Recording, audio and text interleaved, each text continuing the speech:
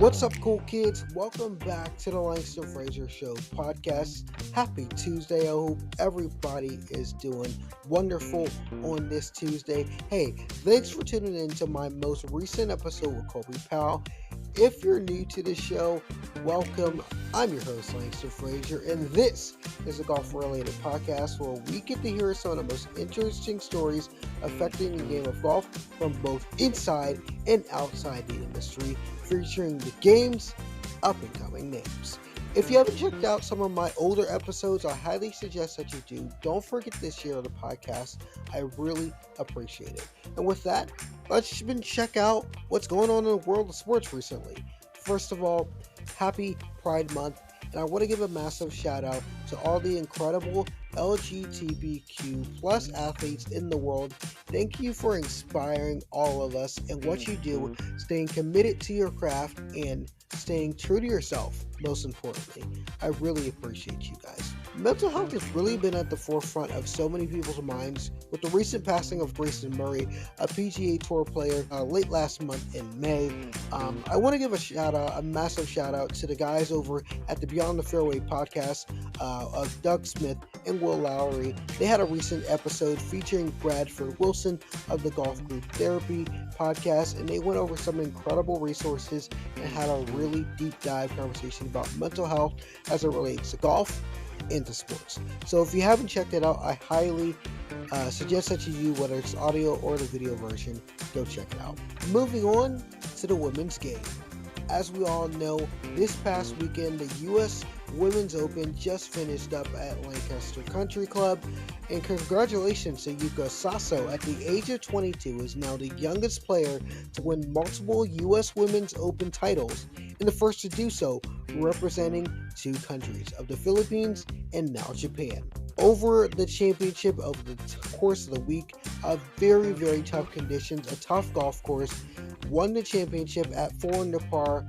Obviously, we all know she won 3 years prior, her first major at Olympic Club in California in 2021, and this is a record for this championship. A whopping purse of $2.4 million. So congratulations to Yuka Saso. Some other breaking news out of the championship as well. Lexi Thompson, 29, turned pro at the age of 15. Obviously, we all know, picked up her first victory at 16. $14+ million in career earnings. 11 PGA Tour wins, 1 major, 2 Olympic appearances, with her best being a tie for 19th at the 2016 Games in Rio.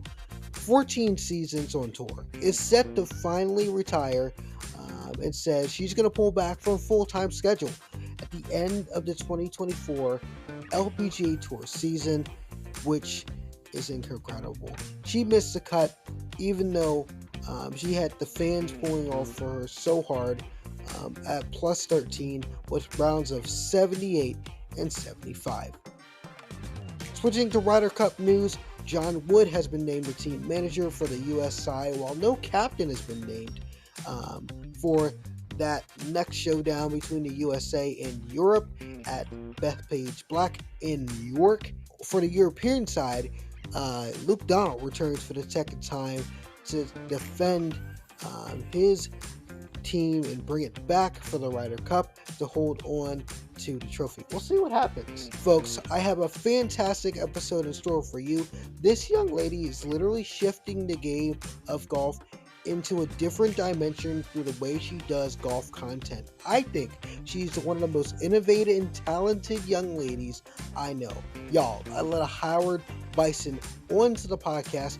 Raquel Simpson is here. Buy stock now. Trust me, you do not want to miss this episode, and you really want to get to know this young lady. The interview is next.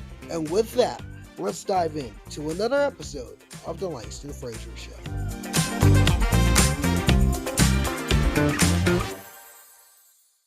Guys, welcome to the interview, The Langston Fraser Show. Of course, got a great guest on today, as always. Pleased to welcome Raquel Simpson, better known as Rack Nicole, on all of the things, a native of Chicago, recent grad of Howard University. No shade to my people at Hampton University.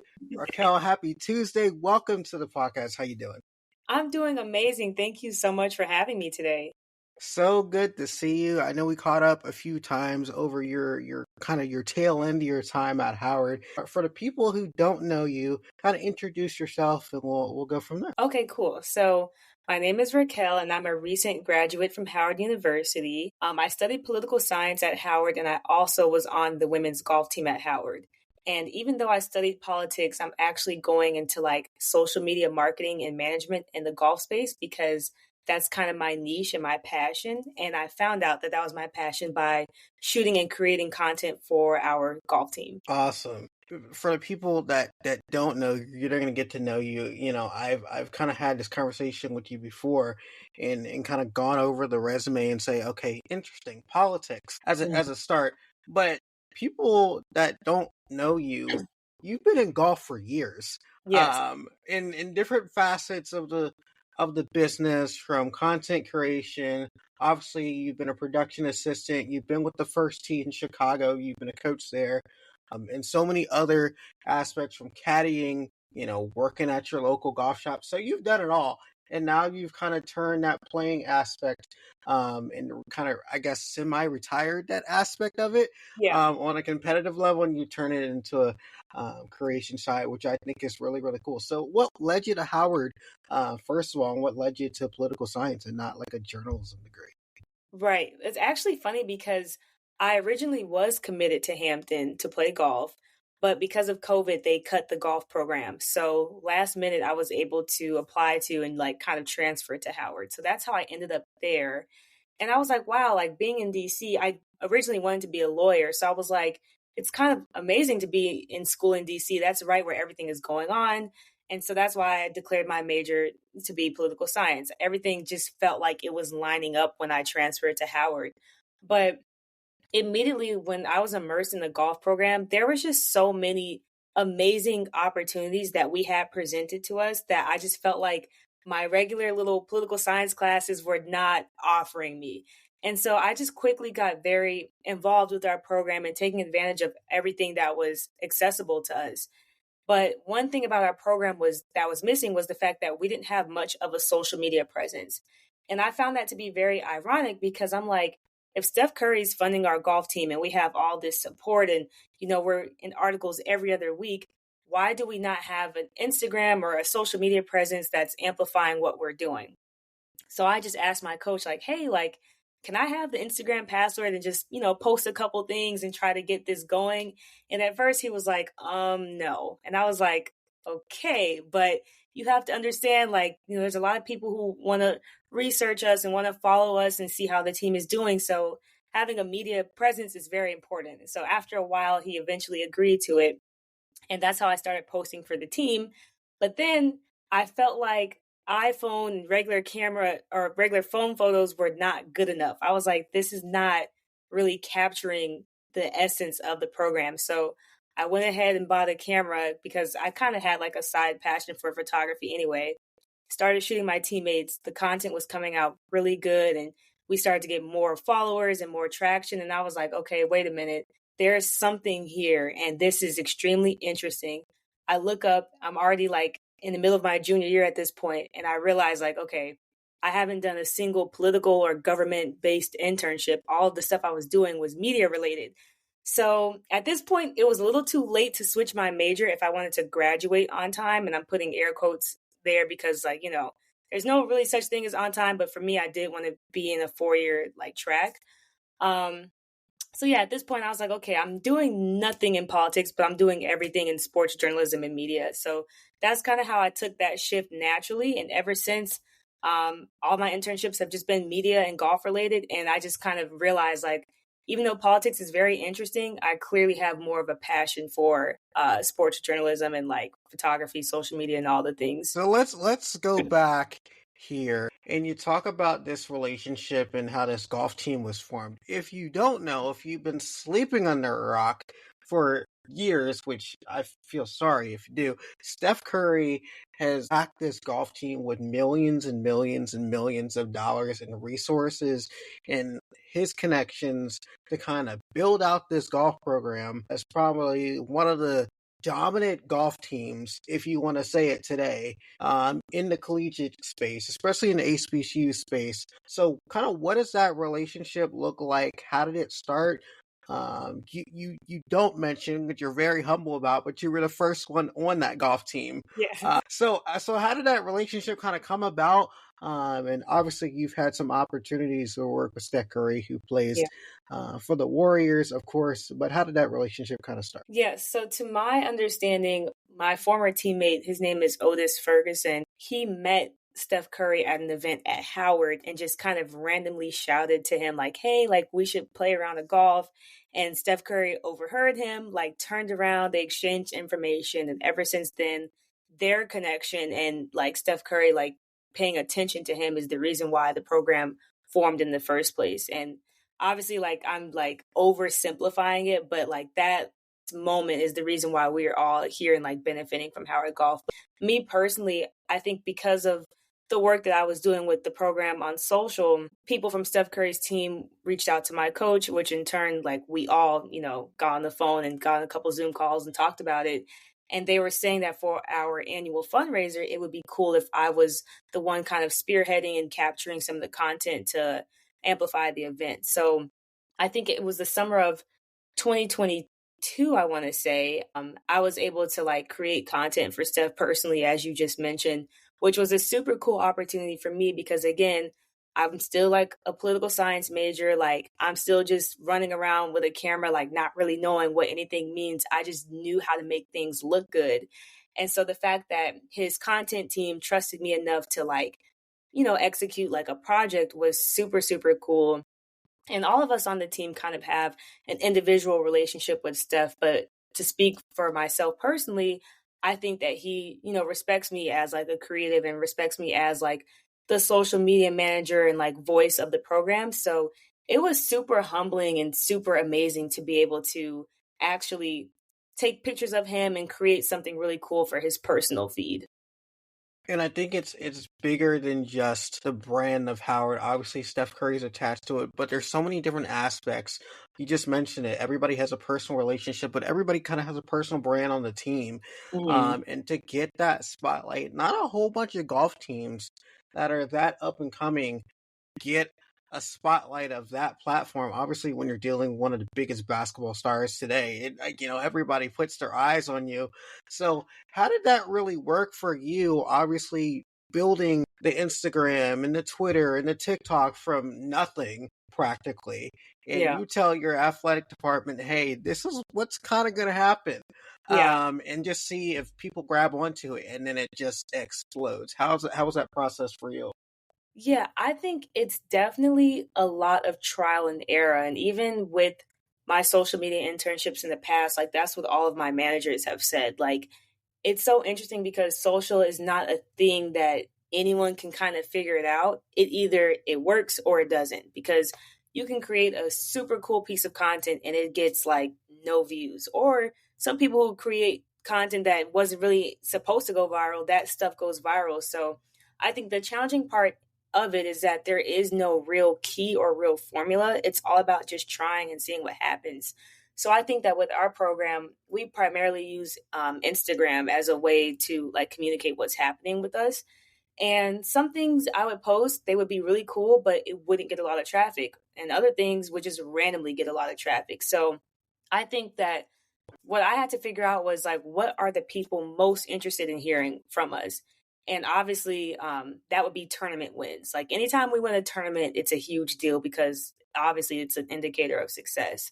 So instead of just like posting like, oh, like we won an event, like, hooray, I started like posting multiple things about the event, building up around the event, even after we won, still posting and reminiscing about that. So I think just kind of figuring out like what the audience wanted to see from us was something that was challenging for me, but it took a couple years to figure it out. And then even outside of that, like I mentioned earlier, all the players kind of have their own individual brand and personality. So kind of giving everyone on the team a voice and kind of making sure that everyone who follows us knows who the individual players are, even though we are like a unit. So I think with this whole content thing, again, it was just a lot of trial and error, figuring out what pictures and reels worked and what didn't.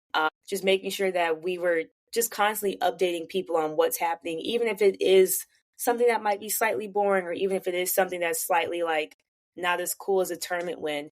It's still important just to get the content out there because the main thing that we want to do is engage the audience. I think that's critical when you're talking about social media. It's really storytelling if you really think Yeah. about it.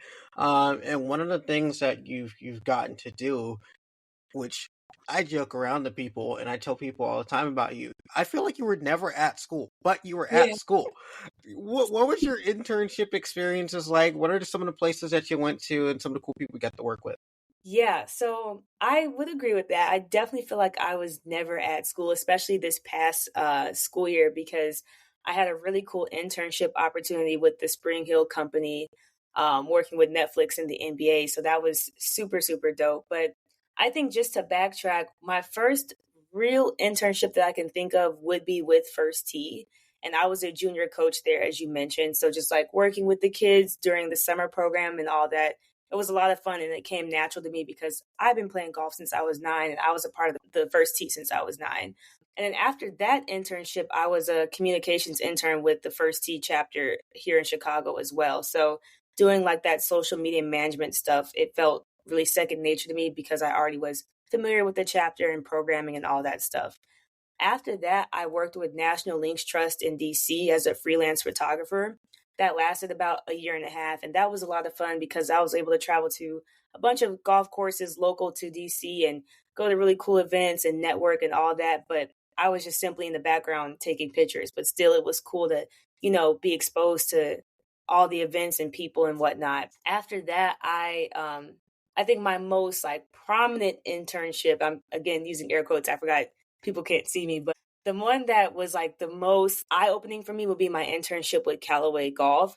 And so I was a social media intern for them last summer, at summer of 2023.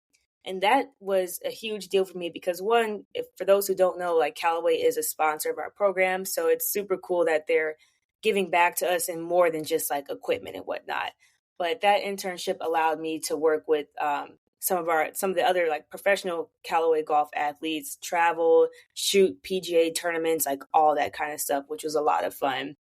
And then, like I mentioned, just recently, I was doing an internship with the Spring Hill company, and that was the role as a production assistant. And so, for those who don't know, a PA is basically the person who just runs around the set and just makes sure that the producers and everyone who's in charge, whatever they need, we have to make sure that they got it. So it could be something as small as running errands to the grocery store, or something as big as like actually holding a camera or like checking audio or checking over a script or whatnot. All the internships I had in some way were either golf related or media related. And I think that all the experience I had just helped me be more cerebral about storytelling and content creation. And I think that's really unique because I think you think 5, 6 years ago, this kind of world wasn't even around. And I'll tell people all the time, like, we were like the first ones to really do it and say, like, okay, let's make this as a career. Like, no doc on the social media influencers and all that, but this is for like the diehard people that, you know, have had their chance in front and behind the camera and just don't like bragging about themselves, but like Yeah. getting a fire and a fuel out of talking about other people and the cool things that they get to do. So Absolutely. I'm curious to know, where did you learn all these skills from? Because obviously you said you're a political science major. You Yeah. didn't really learn this at school. You get this Mhm. cool Howard Golf Instagram page, but there's got to be some type of training somewhere. Are you like YouTube University? Are you talking to like film directors? Like, how did Yeah. you do it? It's funny because I think the only photography experience I technically had was I took a photography class in high school. So that class taught me all like the basic things like what ISO means and all the little settings and whatnot. But outside of that, I had no formal training or no formal experience. And even for my minor, I did minor in journalism and media. I declared my minor my junior year at Howard, but even for that minor, it wasn't really like social media based. It was more like literal journalism, like newspaper and that kind of stuff. So I would really like to think that I'm self-taught for the simple fact that I guess outside of that high school class, like I didn't really have any formal training about like shooting video or editing video and post-production and all of that. What I will say is that like I think that, like I said earlier, like social media is like a trial and error thing. And I think that the barrier to entry isn't that like high or it's not that hard to get into, which is why there are so many influencers and content creators. Because if you know how to hold a phone steady and, make something look or seem interesting, people are going to pay attention. So I think that my sophomore year, I had a lot of time to experiment and see what worked and what didn't work with the social media page. Obviously, leaning on that photography class I took in high school, that kind of helped me not feel super scared of a professional camera. But I will say, when we shot our series with ESPN, for those who don't know, our golf team has a Why Not Us series with ESPN. Basically, it just highlights like different HBCU programs for every other season. And this year was Howard Golf. The producer of that show ended up becoming my mentor because I was telling her about like my social media journey and how Go much. ahead, shout her out. Go ahead, shout her out. You got to put her Yes, out there. Kristen Williams, she's the best. She's literally the best. She's the reason why I had the Spring Hill internship. So because of her, and I kind of told her about like my media and production interest, she took me under her wing during filming and even after the show. So I will say that she's someone who kind of gave me more like formal pointers. But outside of that, like everything that I learned was either on the fly or like during one of my internships. But it was never like a class or anyone that really sat me down and said, okay, here's social media 101. This is what you should do. And that's what I really love about going to an HBCU, the Yeah. mentorship that you get throughout your time there. And it can happen either by, a professor putting you in connection with somebody from the outside world, or you just putting yourself out there. And I think you raise a point. I don't know if you can see my script, which apparently you can, because you jumped right into where I was going. This Why Not Us series that ESPN made with you guys, very rare thing to do. If everybody's seen, obviously a lot of people that listen to this podcast are very golf focused. Like A Drive to Survive. I'm slipping the name of the golf Netflix series. I'm Full losing it. swing? Full Swing. Thank you. Yes, I was thinking Swing something, but Full Swing. It's the same type of documentary style piece. Obviously, different company, but to follow both the men's and a women's golf team at the same exact time with two separate schedules.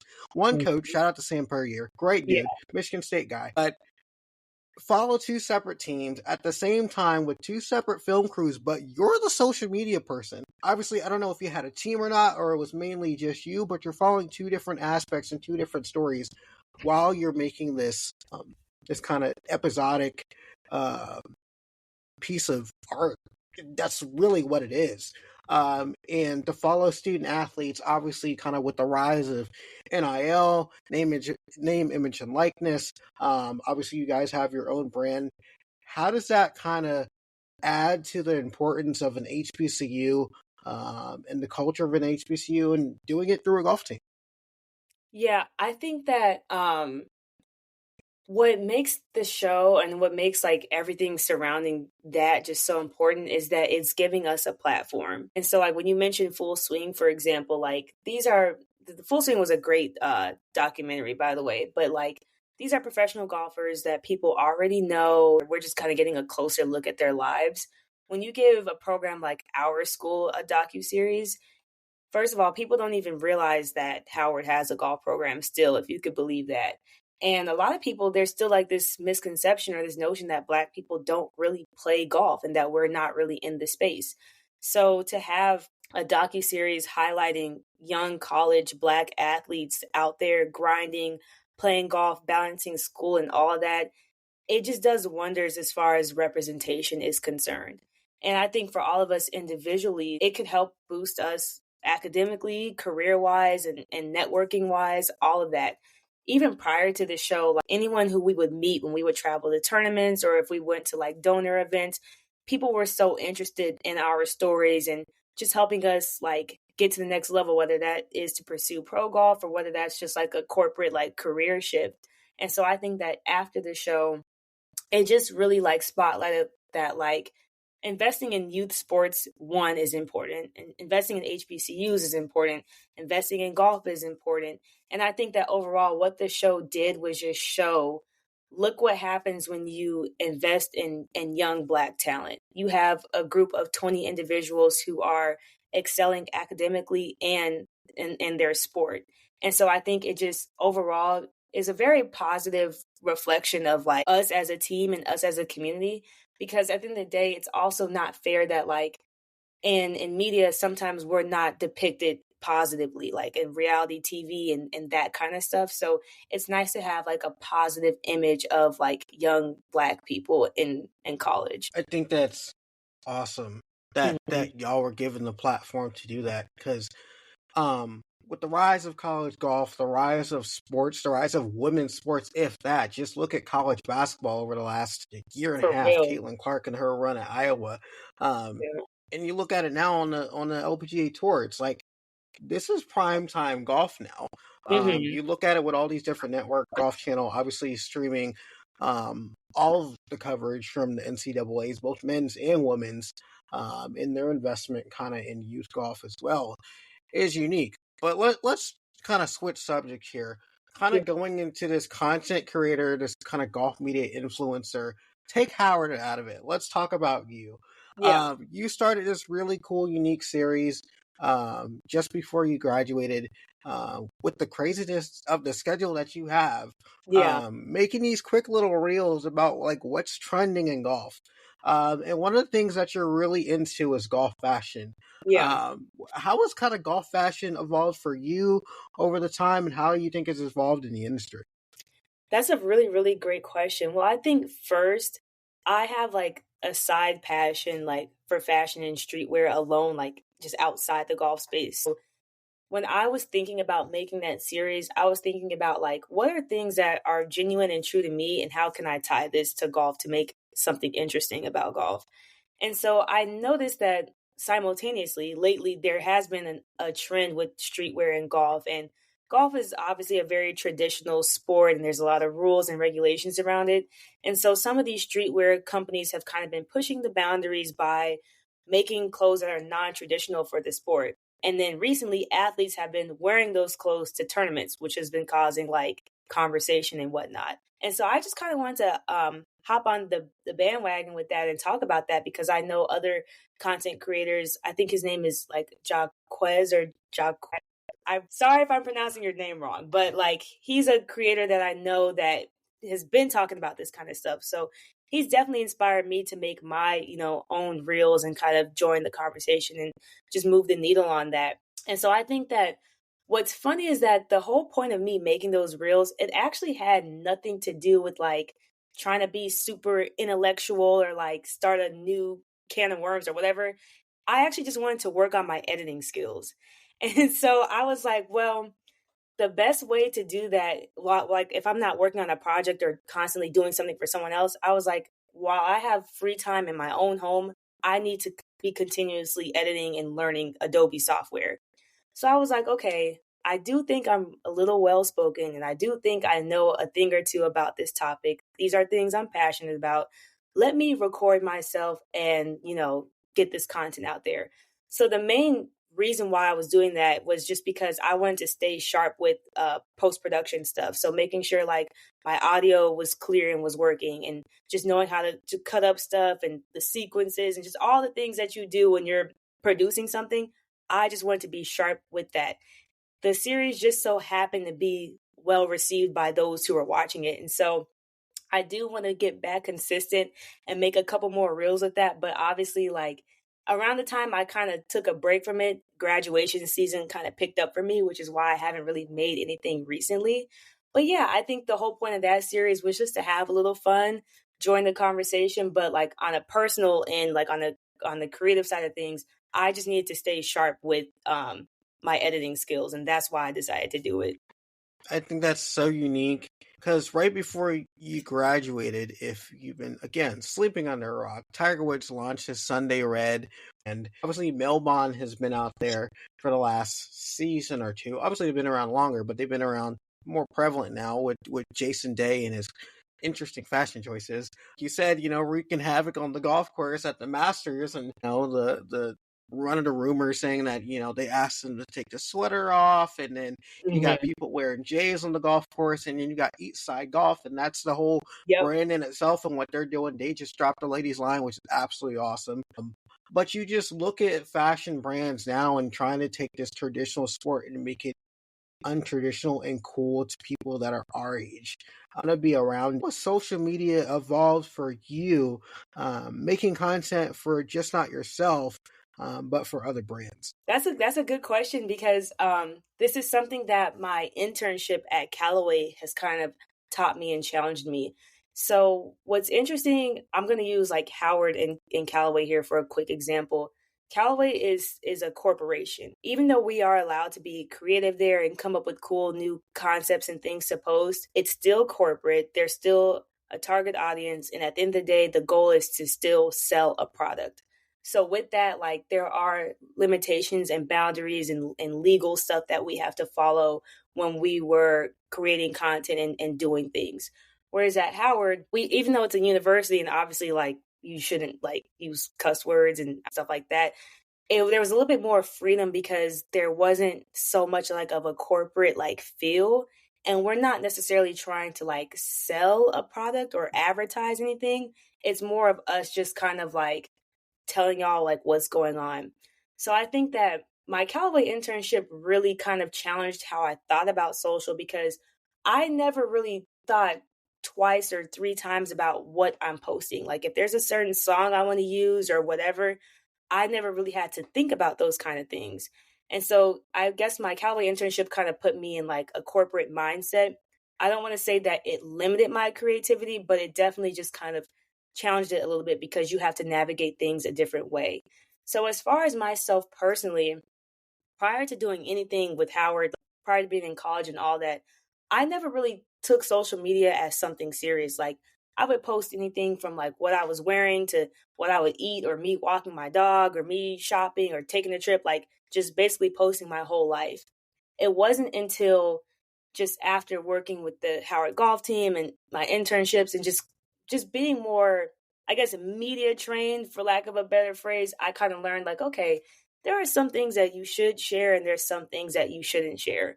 And so even though I don't want my Instagram to feel like a LinkedIn where I'm just posting like professionals and productive stuff all the time, like I still want to post like, casual things. I have been a lot more tight with how I handle myself personally on social media just because at the end of the day, I don't want people to have access to things that they shouldn't have access to. And so Right. So give us an example. So what would be, I don't know, give us an example. What was something that you would post, let's say 3 or 4 years ago, Mhm. but now that you're kind of more media trained and you've worked at Callaway and you've had some great internships, and now that you've kind of made this persona, if you want to call it Yeah.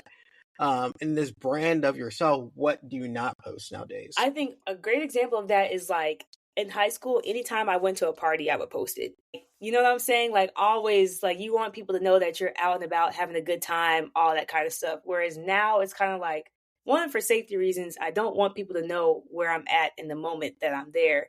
And two, it's kind of like, like I don't want people to necessarily know what I do in my like super duper free time. So I think like that's like an example of like being more media trained in the sense where it's like whatever I post, knowing that it's not just people who follow me, there could be people who might come across my page and click on it and are able to see like what I put on my story and whatnot. So I think it's just like the way I like to think about things now from a personal perspective is like anybody from a random student who follows me to like somebody's grandma could see this. As long as I'm okay with that, then it could go on the internet. Whereas prior, I never really even thought of it like that. You know what I'm saying? So I definitely think just like, again, like being media trained just helps you realize like not everything is for everybody. Only share what you're okay with the entire world seeing. And like, that's literally like, you know what I'm saying? Like anybody could have access to anything at any given point.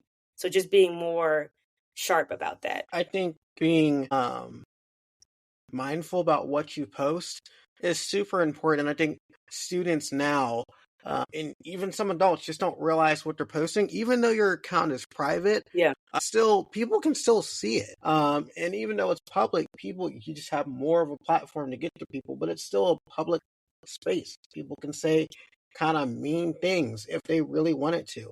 What's one of the ways you kind of remain authentic, even though you're screening kind of what you post on social media, depending on the platform?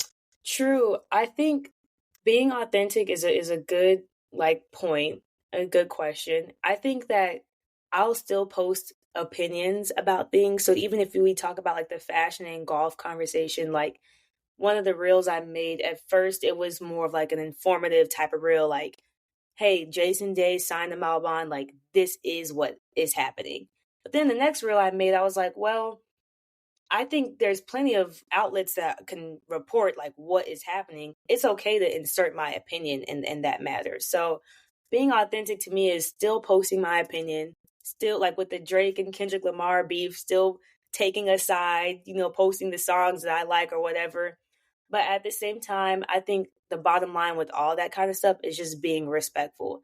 I think that it's totally possible to have an opinion, to weigh in on things, to make your content without tearing other people down, without just doing anything counterproductive or negative. If it's something that I couldn't say to somebody's face or, whatever, I probably wouldn't just publish it online. You know what I'm saying? So I think that the bottom line is just being respectful. If you can be respectful and share your opinion without being negative about the other side or anybody else, then it is totally okay you can still be authentic. You can be authentic and respectful. So I think that's something that I just make sure that I'm aware of whenever I do post opinions, especially when it is about the golf related stuff like golf fashion, because I still am in the golf community and you never know. I could run into the founder of one of these brands one day and I want to make sure that I can stand on everything that I said.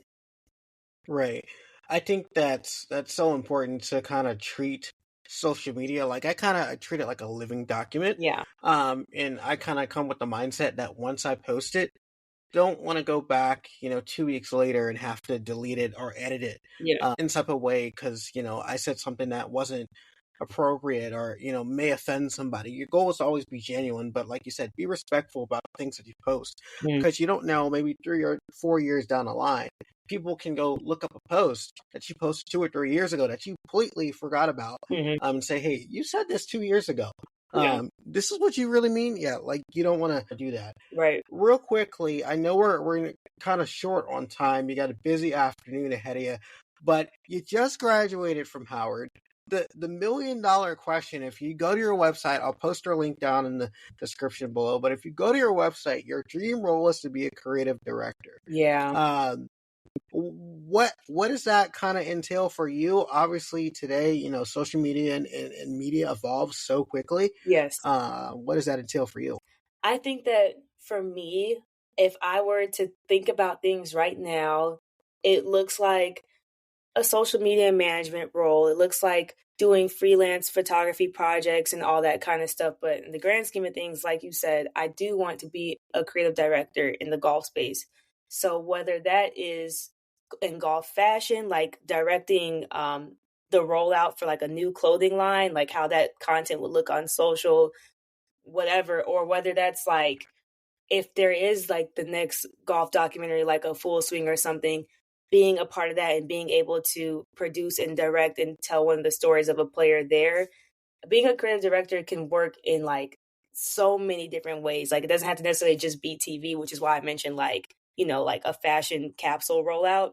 I think that ultimately I would like to have a voice and I would like to be in the creative space where my influence from all the years I've spent in the golf space and just doing everything I'm doing pays off in a sense where the next person who is consuming whatever the content is or whoever's buying the clothes or whatever, they can feel like they were thought about intentionally. When I say they, I really mean like younger minorities in the golf space. I want them to feel included in the content that they digest, or even when it comes to clothing. I hate that women's clothes are always like an afterthought. I want the next clothing brand that comes out, there's a women's line first. Like instead of like a women's line is like always like the next season or something. So I think being a creative director in the golf space, like I would just hope to have influence and create things and kind of have a vision where I know the gaps and things that are missing because I am like a young black consumer in golf and I want to be the person that if I touch something or if I create something, the next person who's consuming that, they don't feel like they were left out of it. I love that.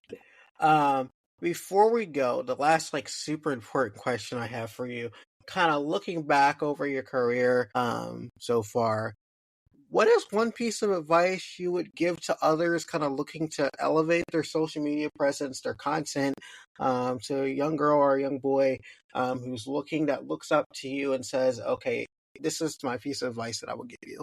Okay, that's a great question. I think quickly, the first thing I would say is please wipe your camera off. Like, there's no reason why you're recording a video and it's slightly blurry or something. Like, it sounds so trivial, but that is the biggest mistake. If your content is not clear, I'm not watching it. I think the main thing I would say is making sure the camera is clear and making sure that you have a mic. I think that on Amazon, like, you can get like a quick little or a small little like clip on mic for like $15 or less. If your audio and video is clear, that is more than half the battle. Half the time, people aren't even paying attention to what you're talking about, if I'm being honest. But what does matter is that your content is up to par. And I think the last thing I would say, just to make sure that it's accessible to everyone, use captions if you can. Auto-generated captions, like all the software is doing that now. The main thing that you want to do is be able to hook and reel your audience in within like the first 5 seconds of like whatever you're making. And if your video is clear, if your audio is clear and there's some captions, it just makes it so much easier for people to follow what's going on. But if those three things are kind of out of place, then it's going to be hard to like capture someone's attention. And use big captions too. Like, you really just want to hook someone in within the first 5 seconds. So do everything you can in your power within that first 5 seconds to capture someone's attention. And that does just come from a higher production or a higher quality media. Okay. Final stretch, my favorite part of the episode. I'm going to hit you with some quick, fast questions here. Off the top of your head, you give me your answers. First question is career round. What is your career low round of golf? Career low would be 76. 76, what golf course? This was Ravenslow Country Club. It's like a suburb out in Chicago. Favorite golf course? Ooh, Pebble Beach. Ooh. What's in the bag for 2024? I am still hitting, I think I have the, I should know this. And that's a problem. That's how you know that I haven't really been playing like I should. It's the set of irons that Callaway came out with before the Apex ones. I swear by them. I cannot remember the name of them, but they're really, really good. And then all my woods are still Paradigm, even though they just came out with like some new woods. Get that AI smoke. Yeah, the AI smoke. Everyone's talking about that. That's my Callaway plug as a staffer today. Go get your AI smoke irons and stuff. I'm still with the Paradigm. The whole Paradigm collection, that's the vibe. It was good. Yeah. If it's not broken, don't fix it. Right. What is your dream foursome, dead or alive? Ooh, I would say Tiger Woods, Michelle Wie, and Michael Jordan. Why not? Ooh. Yeah. Good pick. Mm-hmm. What is your best golf memory? My best golf memory would definitely be the first day me and all my Howard teammates met. It was in Atlanta, Georgia. We all met for the first time at a Callaway fitting. I can't remember the course that we were at, but it just felt like a movie. Like we were all walking up to the range one by one. And we were like, is that you? Is that you? It was such a good vibe. What is one word to describe your golf game? One word. Let me think. Interesting. I like that. It could be good, could be bad. It really just depends. And lastly, what is some advice for somebody who does not play golf, who wants to get into golf? I would say it is an extremely challenging sport. Golf is so much more than the physical aspect. It's the social component, the networking component, and the relaxation of all of it is so much more than actually shooting well and trying to play super good and all that. It's really just a sport that you do for your leisure and just because you have access to it, why not? Yeah, I would say, and it's anyone can do it at any age. So if you're hesitant, if you're shy, you should go out to a range, a putting green, doesn't matter. You're most likely going to meet someone in the exact same position as you, and that's how you create friends. All levels are equally welcome, even if it does seem intimidating. Like there are way too many clubs and clinics out now for people to join to get acclimated to the sport. So I would suggest them to look into that. Go to Topgolf. Yeah, Top That's my Golf. plug. Go to Topgolf. That's my plug. Yeah. Raquel, thank you for joining me today. I really, really appreciate it. I know you have a busy schedule. Before you go, where can the good people find you on social media, on your website, and all the good things? Yes, my Instagram is Rock Nicole, RAQ Nicole, and my website is raquelsportfolio.com. And that's where I post most of my social media and photography work and just professional kind of stuff. Or you can connect with me on LinkedIn, and it's my full name, Raquel Simpson. Thank you, Langston. I love that. I love that. Thank you for your time. I didn't even ask you. Mm-hmm. Before you go, because you're a graduate of Howard University, have you found the first-time job yet? Yeah. Or you keep it under the wraps? Or because we haven't seen any LinkedIn posts, and this is Tuesday. We're talking Tuesday, first week of June, and we haven't seen any LinkedIn updates yet. Yeah, no, I'm really, really excited to secure my first position. And when all of that goes how it's supposed to go, I am excited to announce it. But in the interim, I've been doing a lot of side projects dealing with photography, which has been a lot of fun because it just allows me to create at a low stress level. And plus, since I did just graduate, I'm not ready for corporate yet, but I'm super excited to announce what I'm doing in the near future. Folks, you're going to have to stay by your Instagrams and your TikToks and your LinkedIns and all the things to find out where she's headed next. Raquel Simpson is my guest today. I appreciate it. Thank you for your time, your support. Best of luck to you. Keep doing what you do because I love what you do. And we'll talk again. Thank you so much. I appreciate it.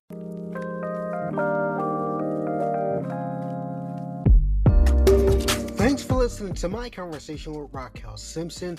I hope you enjoyed it. Hey, before we go, you can connect with Raquel on social media. Her information is down in the description below.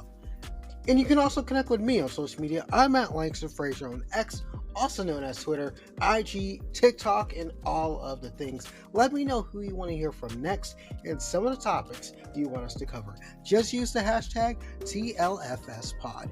And in my bio, you have a unique opportunity to save on some sweet Donald Ross sportswear apparel. They have two unique fits, perfect for any golfer. The classic fit and the sport fit. For me, the sport fit is the way to go, and it performs fantastic on the golf course and also off the golf course. So definitely check it out. I recommend the Byron Polo. For more, visit donaldross.com.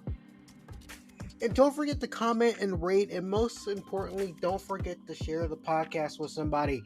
You can find the Langston Frazier Show podcast on Apple, TuneIn Radio, Google Podcasts, Spotify, along with so many more platforms. So subscribe today wherever you get your favorite podcast. Just search hashtag TLFSPod or The Langston Frazier Show. Until next time, I'm your host, Langston Frazier. We'll see you back here next time for another episode of The Langston Frazier Show.